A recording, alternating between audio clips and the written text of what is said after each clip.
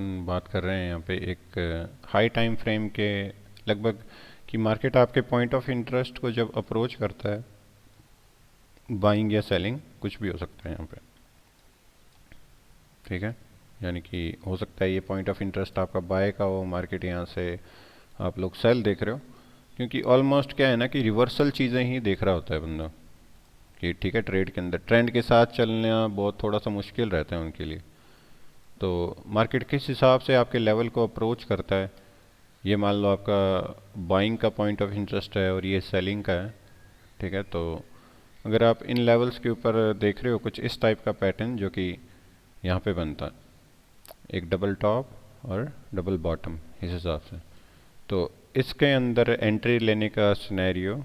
ICT के हिसाब से डिस्कशन करेंगे कि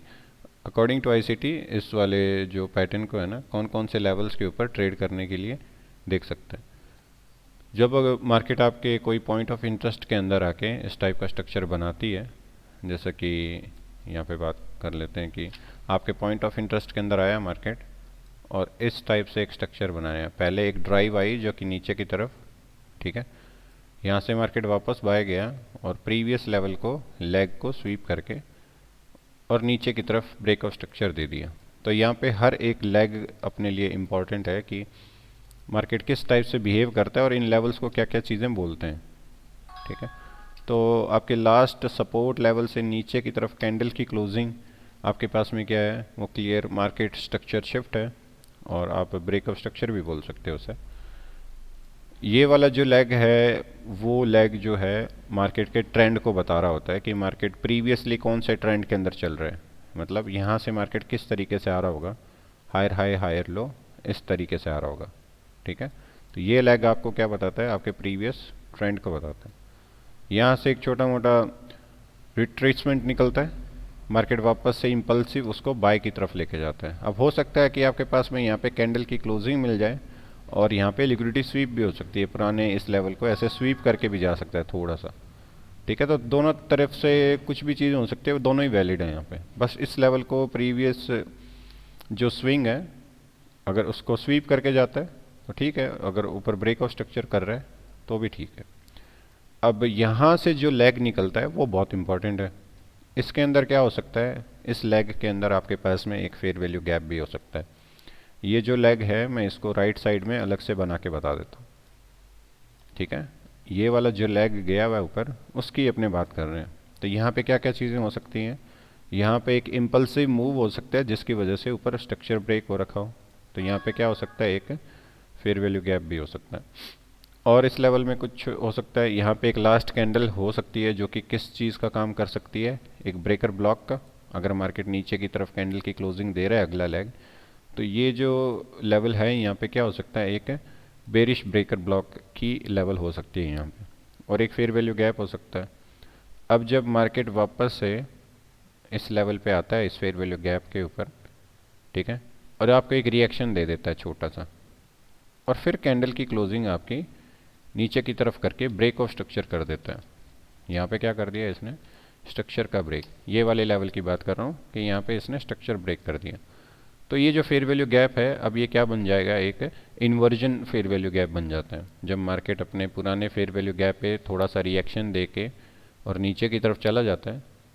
तो ये एक इन्वर्जन लेवल बन जाता है। तो इस डबल टॉप पैटर्न में यहाँ पे क्या हो सकता है, एक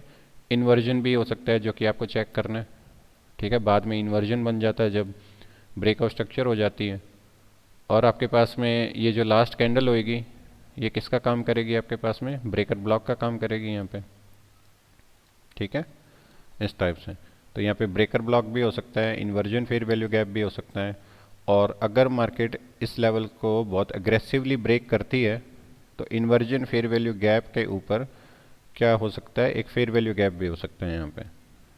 ठीक है, तो मतलब एक डबल टॉप के अंदर ये सारी चीज़ें मौजूद हो सकती है हाई टाइम फ्रेम के अंदर। और अपने पास में क्या हो सकता है, और यहाँ पे change in state of delivery, यानी कि यहाँ पे जो लास्ट कैंडल होगी इस लेवल पे,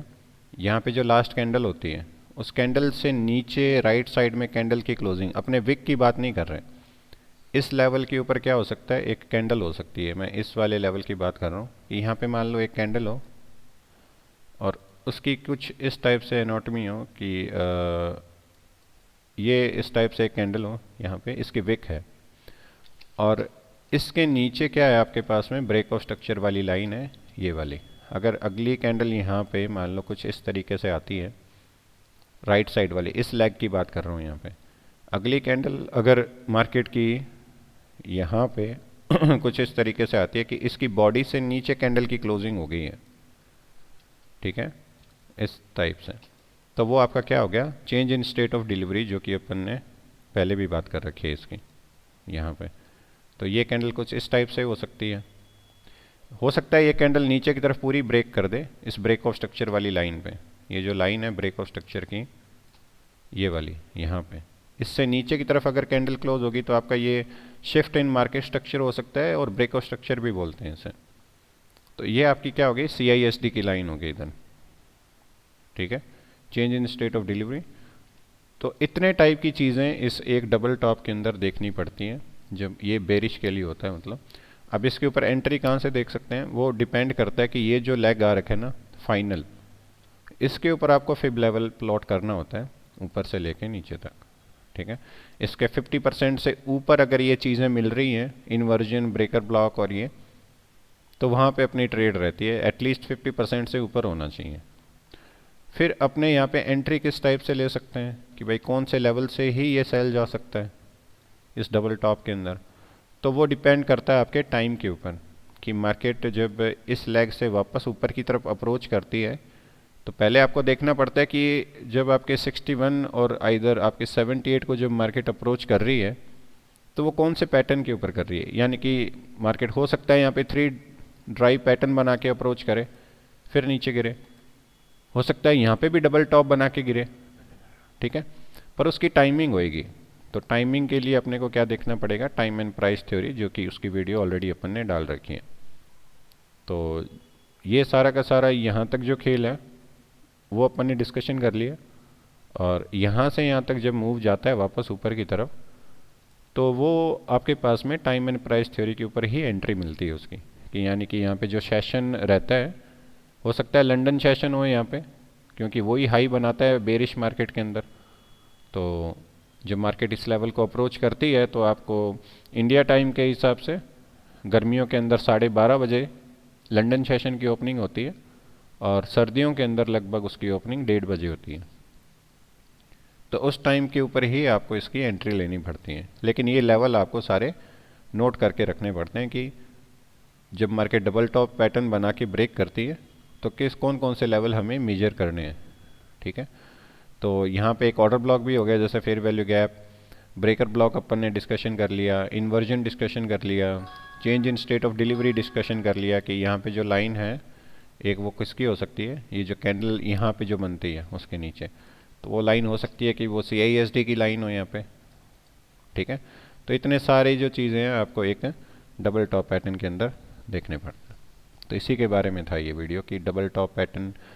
ये है बेरिश के लिए, इसका जस्ट उल्टा क्या हो जाएगा, बुलिश के लिए। इसको इस टाइप से ट्रेड किया जा सकता है अकॉर्डिंग टू ICT कंसेप्ट।